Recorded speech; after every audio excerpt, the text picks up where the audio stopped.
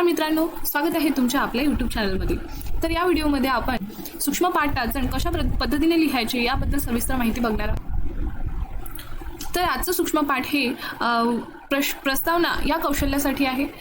तर एखादा लेसन शिकवताना प्रस्तावना कशा प्रकारे करायची हे आपल्याला या लेसन थ्रू सांगायचं असतं।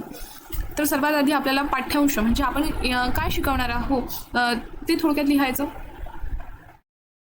त्यानंतर शैक्षणिक अनुभूतीमध्ये शिक्षक कृती, विद्यार्थी कृती आणि उपकौशल्य असे 3 कॉलम म्हणजे शिक्षक वर्गात काय कृती करत आहेत आणि ॲट अ टाइम विद्यार्थी वर्गात काय कृती करत आहेत हे आपल्याला लिहायचं आहे।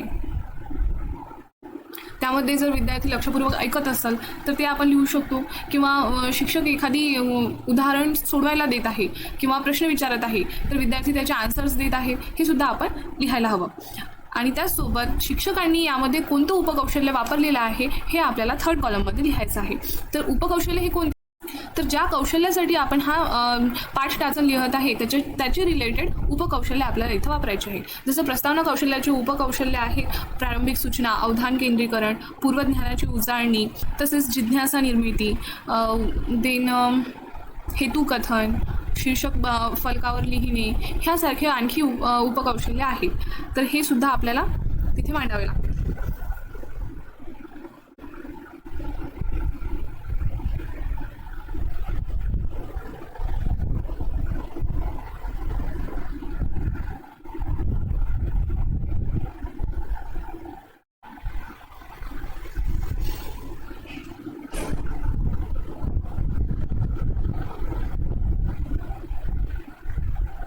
सोबत हा आपल्याला रेकॉर्ड मेंटेन करायचा असतो।